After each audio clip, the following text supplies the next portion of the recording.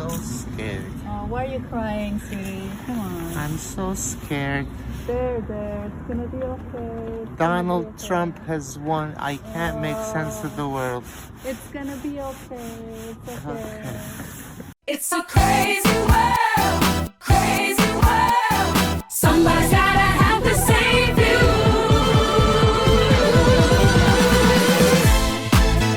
It's a crazy world. It's a crazy world. Somebody's gotta have to save you.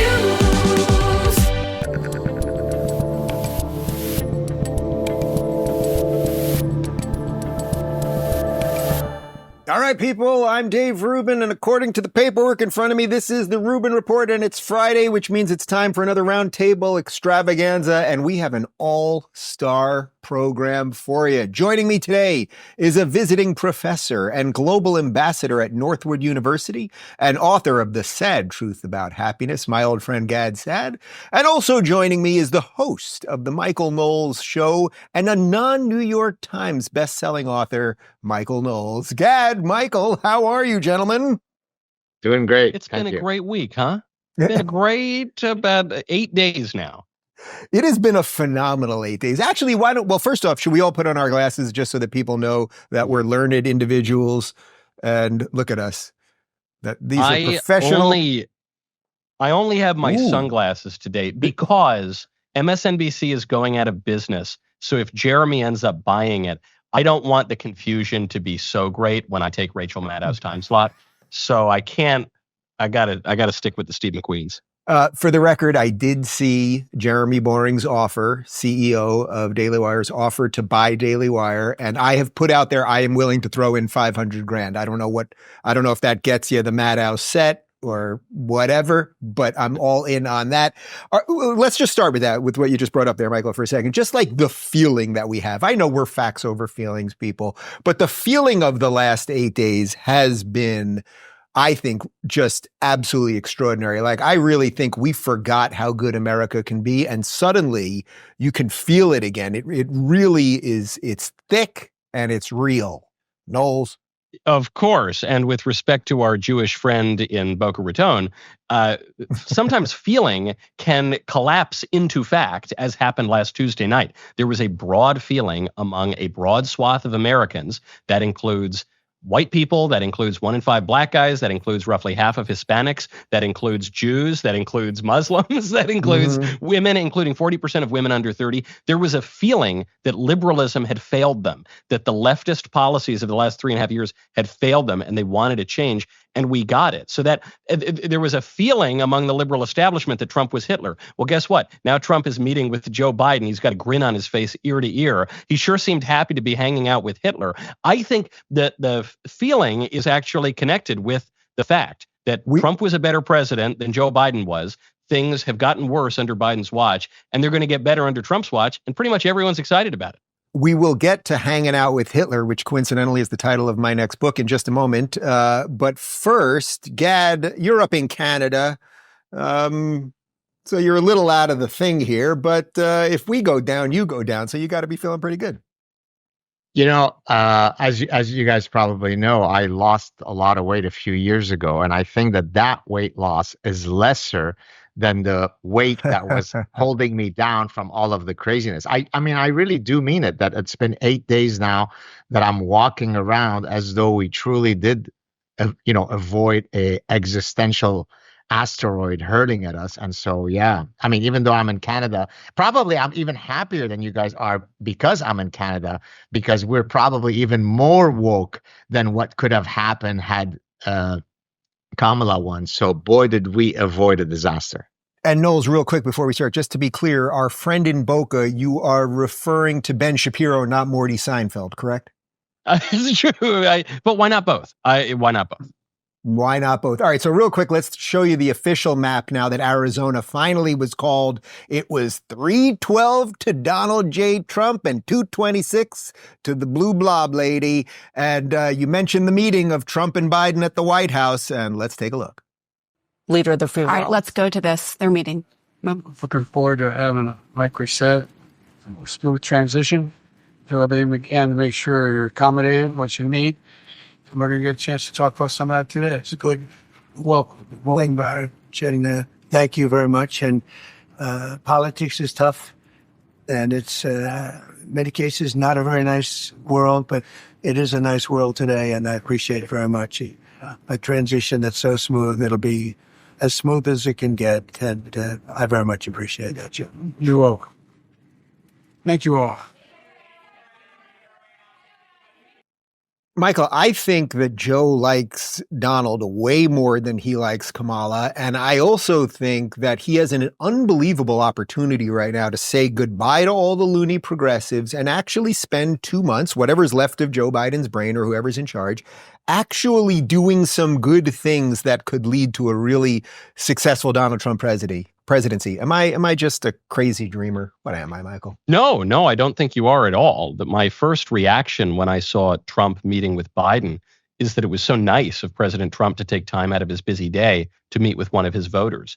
Joe Biden looked happy as a clam out there. And even beyond Joe Biden, you think of his wife, Jill Biden. Jill Biden wore what seemed to me a rather intentional red dress on Election Day. There is no love lost between the Biden and the Kamala camps. And so the election's over. Biden has nothing left in his political career. The only chance he has at legacy right now is the next 2 months or so. And he obviously detests the progressives who threw him out. He obviously detests Kamala Harris, who shivved him and twisted the knife. So why not, at this point, why not give yourself the legacy that you had wanted for so much of your political career, which was to be the moderate, the centrist, the man who brings people together? Okay, here's your chance, and there's really no cost to it. So, Gad, I think obviously the three of us would like to see that. We'll see what happens there. But what do you make of that? You know, for 4 years, in essence, Biden and everybody in the mainstream media was calling Trump Hitler. And then you'd have, Chuck Schumer laughing with him at the Al Smith dinner. Or right there, if you genuinely thought he was Hitler and you thought that half the country were Nazis, you as Joe Biden certainly would not be sitting with him and smiling and saying, make it an easy transition and everything else. Is it just that the mask is just fully off now? Indeed. And what amazes me is, people say that, Trump is so impulsive. Remember the old, midnight tweets and so on.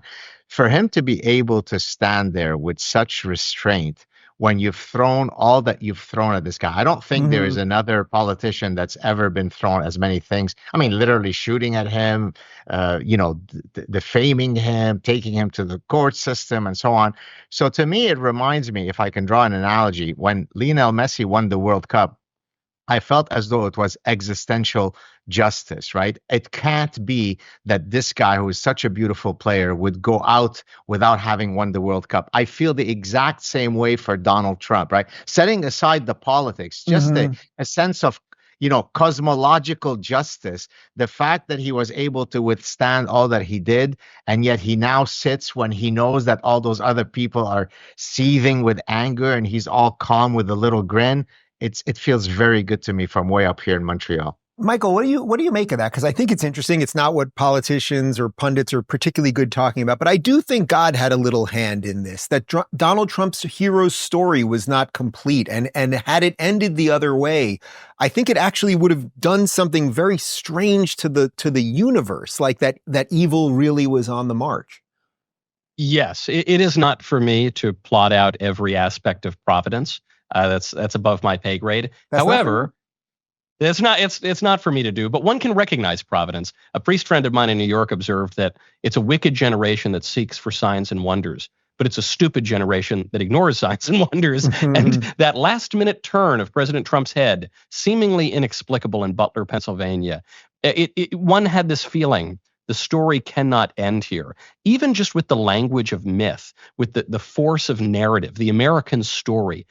For goodness sakes, the man's name is Trump, okay? He's got to win. He can't lose. The story of this past 10 years in American politics was one in which the man did have to win. I was thinking last night to the narrative and the mythos that we have around American presidencies. After John F. Kennedy was killed, Jackie Kennedy said that his administration was Camelot. And she was actually quoting a contemporary popular Broadway play, the Camelot musical. And she said, there was a time when there was Camelot. And I thought, okay, if the Kennedy administration was Camelot, what's the Trump administration? And I think what it is to a lot of people, whether they're conscious of it or not, is it feels like the Avengers. In the case of Elon, you actually have Tony Stark just like playing a role in it, but it just feels like the Avengers. It feels like this team coming together. All hope seems lost, but no, these guys, it's not just about one man. One man's leading it, but he's assembling this team of absolute all-stars who are going to come together and stop the bad, evil powers from conquering the world. Yeah, and it's interesting. You could even see some of the more lefty-leaning people who weren't Trump supporters, some of whom who had TDS, the way that they were sort of rationalizing their vote for Trump was, I'm not just voting for Trump, I'm voting for Elon and for Vivek and for Tulsi, RFK, et cetera, et cetera. I want to jump to a media part of this for a moment because to me, the other story, maybe even more important than the presidential story, is that this to me signals the end of the mainstream media and the ascendant rise of something that we've all been part of. And I would also say anyone watching this has been part of. Here's AOC doing a little, I don't know if this was TikTok or Instagram, but she's very interested in finding out which Trump podcasts people are listening to. Which podcasts are you listening to? Which accounts are you subscribing to? I'm interested, like genuinely. Let me know which ones specifically, which accounts, which podcasts, etc.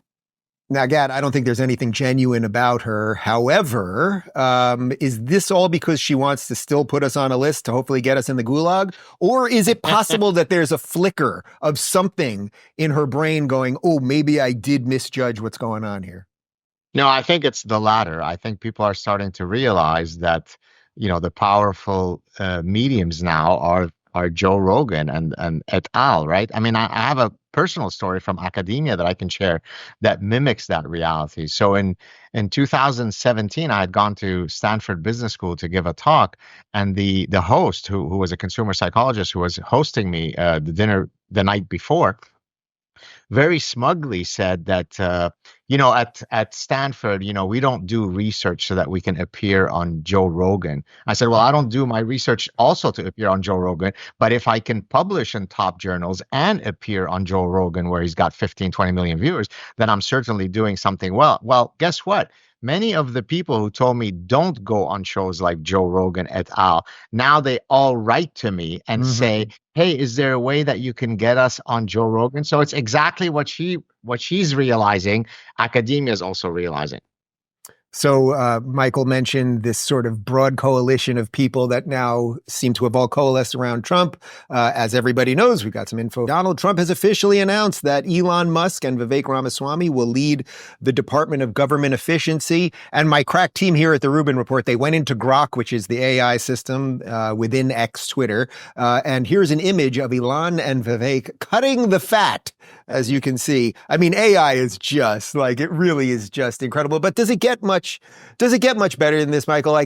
Truly, could we have asked for anything more than we are getting handed right now? And I don't want to look a gift horse in the mouth, and I don't want to get too overconfident, but this is it. This is it.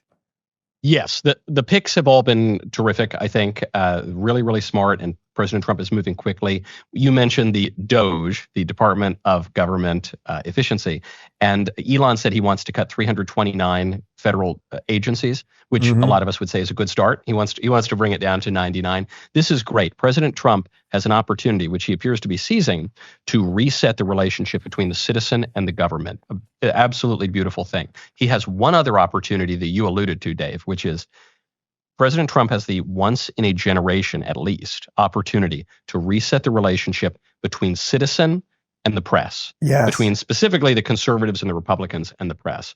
I think that right now, you're seeing CNN in a ratings collapse. In 2016, they had 13.3 million viewers in primetime. Now I think it's down to something like 800,000. MSNBC is up for sale, might be sold for scraps. The New York Times, Washington Post, both admitting that they're having their lunch eaten by podcasters and streamers. The New York Times put my face right in the center of their banner about election disinformation, even though they didn't even mention me in the article. They didn't have any. right before the election just to bully YouTube into kicking our shows off the air. So they understand that there's a real threat here. And so the media have revealed themselves not merely to be liars, not merely to be caught in lie after lie, specifically about Trump, but they've also revealed themselves to no longer have influence over voters. So it would seem to me that the next White House press secretary needs to seriously rethink the seating chart in the briefing room. It is absurd that CNN gets a front row seat. It is absurd that MSNBC is given a seat at all. As far as I'm concerned, it's absurd that the New York Times has a seat. The New York Times was just caught in more fake news the other day. President Trump, after Hurricane Helene, said that FEMA was discriminating against Trump supporters in disaster relief. CNN had a fact check. This is fake news, totally ridiculous. Daily Wire obtained messages from FEMA.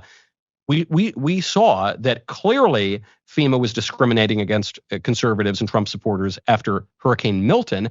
And then the supervisor from FEMA who got fired came out and said this was not a one-off, this is a systemic event, and FEMA was doing it during Helene too. So Trump totally vindicated. The New York Times posting fake news again. I think the next White House press secretary needs to seriously consider revoking the New York Times' pass and rejigger that room. We should have representatives for Joe Rogan, Tim Cast, all of the new media. Many of us in this room should be in that briefing room, and the old, decrepit media, which no longer has influence, should probably be shown the door. Yeah, it could not happen to a worse group of people. Gad, I want to get your take on this. Colin Rugg tweeted this out, and this is just the perfect example of how inefficient government has been. In honor of Elon and Vivek being picked as heads of Department of Government Efficiency, here are some of the dumbest uses of your tax dollars. $20,000 to drag shows in Ecuador. $30,000 to study the secret language of butchers in Paris. $750,000 for the New York Metropolitan Opera fire alarm. $350,000 to develop AI smart toilets, and $660,000 to study the impact that COVID had on Russian women. I mean, we could do this all day long, just breaking down the utter inefficiency of all of this. But I tweeted out this morning that basically what they fear the most right now is not that Donald Trump is Hitler. It's that Donald Trump is going to expose their complete absurdity and how inefficient they've been. And then there's just no use for them whatsoever. Listen, I've sat on many of the committees that judge many of these grants, like the ones that you just read out. So, I've existed in that ecosystem for well over 3 decades, and it's absolutely astonishing to see the stuff that goes on in academia. And whatever you think you know about academia, it's a lot worse when you're inside the beast, right? I mean, it really is incredible. I should, though, warn about one reflex that might be incorrect to invoke all the time. Sometimes you conduct research without it having any clear immediate application. So, for example, Pierre de Fermat, who was a famous mathematician in the 17th century, developed these very, very arcane mathematical theorems that sat there for 300 years collecting dust until we then had the advent of cryptography. And suddenly now many of his theorems are relevant today. So it's not that you always have to judge the value of research by its immediate application, but the examples that you gave and many others are truly the squandering of taxpayer money. You're absolutely right. So you're basically making the argument that we should have science for the sake of science. The question is how much public money should be allocated to that, which that's an honest debate that we can have, but it has very little to do with COVID response in Russian women. Guys, let's talk about Bright Core Nutrition for a moment, and then we'll have more on the other side. Wouldn't it be fantastic if we could maximize our body's potential every day? With challenges like muscle loss, slow recovery, and compromised immunity, it's crucial to support our health effectively.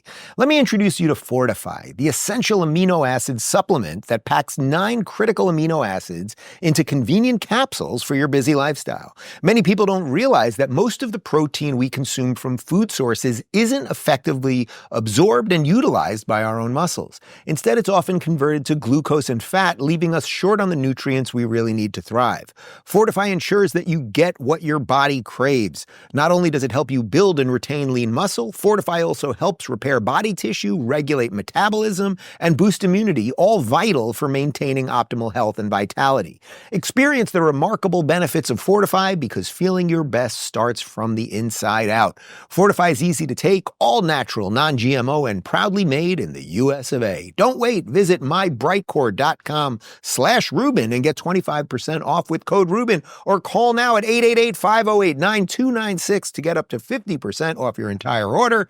Fortify, real results for a healthier you. All right, so Biden handing this thing off to Trump, and they kind of look like they're digging each other. And if the three of us get our way, it's going to be a smooth transition. Kamala and Jill, a little less pleasant. Take a look.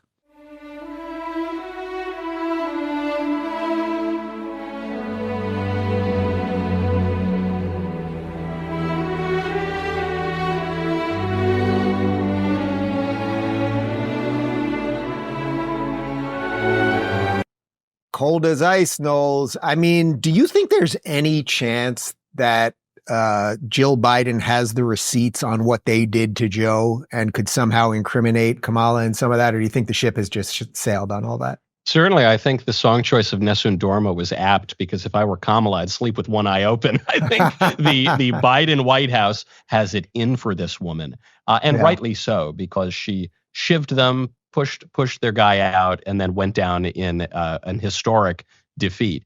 Certainly, you're seeing a big division right now among the Democrats. For all the talk of Republicans being divided, the Republicans have really come together. Even part of the establishment wing and the libertarians and the traditionalists and everybody, they all seem to be coming together and being put in their places. Whereas for the Democrats, you have people like Chris Murphy, Democrat senator from Connecticut, who's tweeting out saying it was a cataclysmic tragedy on Election Day. Democrats need to rethink the whole party, need to abandon neoliberalism. You know, the policies of Bill Clinton say we need to become commies, pretty much, and only talk about working class economic issues. Forget about the social issues that also repel working class voters, like migration and the promotion of trans ideology in schools, say. So he's freaking out. AOC wants to start listening to our shows, I guess. I don't know. I mean, she's having an existential crisis. And then even within the White House, you're seeing the White House divided against itself. So an early Republican president, Abraham Lincoln, said that a house divided against itself can't stand. Right now, I think the whole Democratic establishment is on really shaky ground. Well, speaking of a house divided against itself, it appears that Joe Biden and Kamala Harris had lunch. Peter Doocy asked Karine Jean-Pierre about that. We know that today, a week after the election, President Biden and Vice President Harris had a private lunch. How awkward was that? I don't even understand. Why would it be awkward? Because why would it President be, got squeezed out for her, and then she kept him at arm's length, and then she lost, and now she's back. Why would you characterize it as awkward? They have regular lunches. They meet and talk regularly. Why would you call it awkward? Weirdness about the way that things have unfolded. Did you see them? Did you see them together yesterday as well, when they honored our veterans and were together during the day, making sure that we didn't forget the brave men and women that fought for this country? Did you see them together yesterday? Did you see the show of force together? This is. I'm not even going to take the premise of the question. What I will say is, the president and the vice president had lunch today. They've had lunch many times. They have. They communicate with each other regularly. They had an opportunity to discuss the last 70 days or so of this administration, how important it is to get things done for the American people. And that's their focus. That is genuinely their focus. Dad, I actually think it was a completely legit question. Everything she did right there with her little duck and weave and all of that is exactly what we're trying to kick out of government right now. It's like, why would it be awkward? I don't know, maybe because she threatened him with the 25th Amendment and then lost and he's a little pissed. How about that, lady? Yeah, well, I think their respective demeanors is really part of a larger story. If you compare the manner by which Trump was, behaving, showing up with the garbage truck and, the capacity to be authentic and to troll and to use humor versus Kamala Harris, who, couldn't get out of the 3 syllables that she knew. She felt very constrained by it. I mean, if I may say, one of the reasons that my message resonates is because I don't speak down to people, right? I can be funny, I can be buffoon, I can be professorial. And so I think one of the things that really resonated with the American public, forgetting about all the important policy issues, is that with Trump and all of his cadre of folks, you get people who look as though they're actual flesh and bones human beings. When the others are speaking, they're so unsure of their positions that they have to stay within very confined lanes. And once you hit them with any pivot, they can't respond, right? That's why she couldn't go on Joe Rogan, because how can you go with a guy that's not going to give you any questions, that's not going to give you any, a priori prepping, and you're going to have to sit there and be an authentic self for 3 hours. And so bottom line, authenticity wins the day. It's really an interesting notion. I mean, for guys like us that talk for a living, like if you were going into an interview, what would be scarier for you? That you'd have to talk for 3 hours in a loose form way, or that someone might ask you hard questions? And for her, clearly, I mean, she couldn't answer the hard questions anyway. That 60 Minutes thing was an abject disaster. But clearly what would have been worse for her would be to just sit with someone who was not trying to get her for 3 hours because there's no there. However, she did sit down with Oprah, and it appears that Oprah's production company got a cool $1 million from that. Oprah was confronted while on a walk in her Lululemon. Hey, Oprah, good morning. How are you, darling? You looking very good. How do you think the election went? Not talking about the election. Oh, is it true that they paid you $1 million for the endorsement for Kamala? Not true. Not true, okay. I was paid nothing, ever. What do you think about all the celebrities with their mass exodus? I'm not talking. Do you think Prince Harry's going to lose his visa now that Trump's president? Michael, I'm going to give you a multiple choice here. Would you like to comment on Oprah's boobs, or should we show you the receipts that she did in fact take $1 million? Which would you like to do first? I think it would be most conducive to virtue and the flourishing of our country if first we got to the receipts. Receipts. Yeah, there are the disbursements right there. And hot diggity damn, Harris for president paid the recipient, Harpo Productions, that's Oprah's production company, twice in one day on 10/15, $500,000. I'm not a mathematician, but 500,000 times 2 is roughly $1 million. Anything on the boobs, or should I just throw that to Gad? That goes to Gad. He'll be a much better commenter on that. Gad, he's a conservative. He's like a true conservative. They get nervous around boobs. Could you handle this?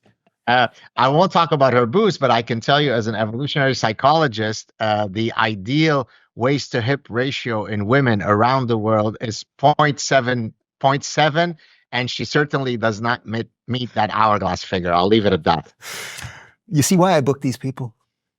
I think you see the point. All right, now to the receipts for just a second. I mean, Knowles, even that. Look, I have never been paid for an interview. What she's doing there clearly is duplicitous. Did you, Oprah, take money for it? No, they didn't hand her a sack of cash, but they paid the production company. And it's not just that. When she did the Call Me Daddy podcast, they paid that girl, I'm blanking on her name, doesn't even matter. They paid her $100,000 to build a one-time set. I mean, the level of absurdity that these people wanted to run the economy is just off the charts.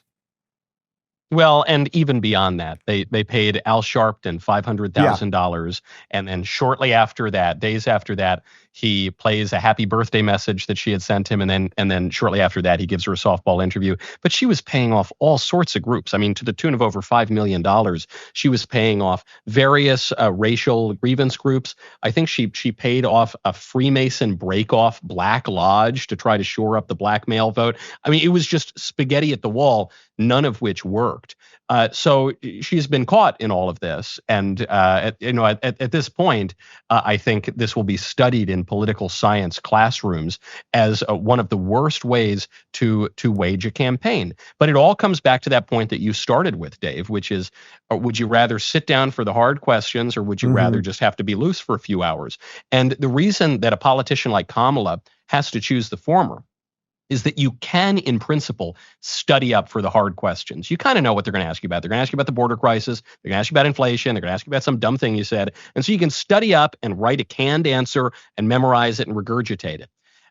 If you want to have a free-flowing conversation, you actually have to have a consistent view of the world. Mhm. You have to have first principles that are coherent. You have to have considered those first principles and developed a political philosophy from that. You have to be thoughtful and sincere in your politics. And Kamala certainly has not been that. She's held both sides of every single issue. I think the Democrats broadly are struggling with that right now, which is why not only President Trump, but also J.D. Vance can rack up millions and millions of views on Joe Rogan, can hang and be cool and seem normal to normal people.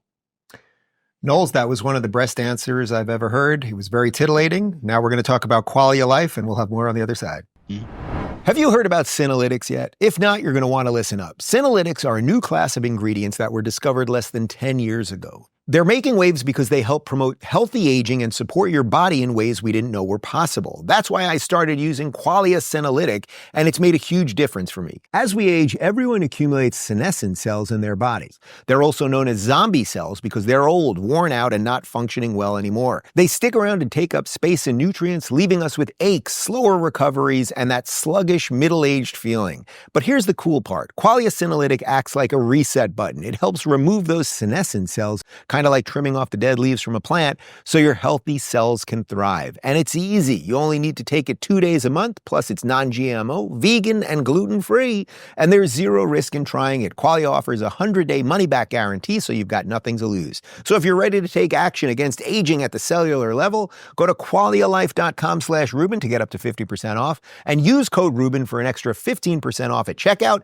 You can also find it at select GNC locations. That's QUALIA life.com/Rubin for an extra 15% off your purchase. Thanks to Qualia for sponsoring today's episode. All right, guys. Well, Thanksgiving is a-coming, and that's when we here in America sit down with friends and family, and we eat and we drink and we celebrate freedom, and we take a moment to be thankful for all of the goodness that this great country has afforded us in almost 250 years of existence, unless you're someone on The View, in which case you shouldn't invite people you like, and you should probably ruin the day for everybody. Go. Whatever your reason is, I would never let my politics be the reason I don't show up to see my family, because they won't always be there. I'm going to disagree. I completely understand her point, because I really do feel that this candidate, President-elect Trump, is just a different type of candidate. From the things he's said and the things he's done and the things he will do, it's more of a moral issue for me. And I think it's more of a moral issue for other people. We're just, so I think when people feel that someone voted not only against their families, but against them and against people that they loved, I think it's okay to take a beat. Yeah, If it meant not seeing I your children? appreciate the voters, but I will say, somebody who tells me that my child is wrong because of how he or she feels, that tells me that they shouldn't be allowed to be who they are with my permission, I have to question it. I don't want to put my kid in that position. Exactly. I don't want to put my gay child in a position where she has to sit with someone who doesn't understand her and feels like it's okay to just blurt all that out. That's just me. Gad, I was not invited to Sonny Hostin's Thanksgiving, thankfully. I did have a debate earlier in the week with our friend Megyn Kelly. Megyn believes that Joy racist. I almost called her Joy racist. Megyn believes that Joy slip where you say one thing but mean your mother. Oh, that's good. Megyn believes that Joy Reid is the most racist person on television. I think it's Sonny Hostin. What say you? Joy Reid is the black woman that has short hair, or yes, is that the blonde? The blonde. All right. I'm going to say that in terms of pure corrosiveness, Joy is probably more so. I mean, between a bite from a black mamba in Africa or Joy Reid, I would take the black mamba any day of the week. I stand more chance of surviving the serpent. as to the actual clip, because you wrote a book about happiness, which is right behind you, and it's really wonderful. And out of all of the people that I've met in all my years of doing this, you constantly, privately and publicly exude joy and happiness and warmth and all of that stuff. That they have now brought this to the Thanksgiving table. Isn't that the perfect example of how corrosive, as you said, this has all become? Yeah, thank you for mentioning the book, because there's actually an anecdote that I mentioned in the book that speaks exactly to that clip. I have a cousin who was my closest best friend growing up in Lebanon. We went through the civil war together. So it's difficult to imagine a context where two cousins could be more bonded than the two of us. When I put out a tweet after having visited Tucker Carlson at his studio in Florida after doing his show, I put out a very innocuous tweet saying, "Thank you so much, Tucker, for your warmth. It was lovely for my family to meet you." That's it. No politics, just a warm, thank you. He publicly chastised me. How dare you? Have you no shame? How could you be associated with that guy? So the cousin who was my best friend, with whom I went through the terror of the Lebanese civil war, disowned me publicly for having said a nice thing about Tucker. It's grotesque. Knowles, can you beat that? I mean, I know you lived through the great Scarsdale-Larchmont Civil War. Yeah, I did, and people don't even read about that in the history books. All right, we got to get that back in our classrooms. The way that people on The View, the way that the libs broadly can write off their family members and blow up their families and not go to Thanksgiving is because they lack charity, first of all, and because they have not cultivated virtue, and because they don't really understand politics, the present moment, or politics broadly. And you see this revealed when she says that for her, this is really a moral issue. I actually have some moral disagreements with my liberal relatives that I go to holidays with, because some of my liberal relatives support murdering babies and castrating children. So we're not even talking about minor or trivial moral issues. We're talking about real serious moral issues. So how is it that I can sit down with my relatives? Well, it's in part because I know that they don't really understand those issues. It's in part because I hope to have cultivated patience. 3 toddlers under the age of 4 will help with that as well. But it's also because I recognize, as St. Thomas Aquinas might say, that desires are aiming at some good. When a liberal supports murdering babies, the liberals are actually aiming at the good of liberation, or the good of self-actualization, or whatever false good that they're aiming at. They're really trying to pursue some good, and they're just mistaken about how to go about that. Even with the castrating children, they're aiming at a good. It's just their intellects have been darkened through vice and ignorance. So that's how I can sit down with them and have a lovely time and still love my family, even when they're wrong about a lot of things. I hope they don't watch this show before Thanksgiving, because they may not be thrilled with some of that. No, I mean, I would happily say that to their face. In some cases, I have, but it doesn't mean that I love them any less. Doesn't mean I don't want to spend time with them. But for someone like these ladies on The View, they really don't get it. They don't understand why most people voted for Trump.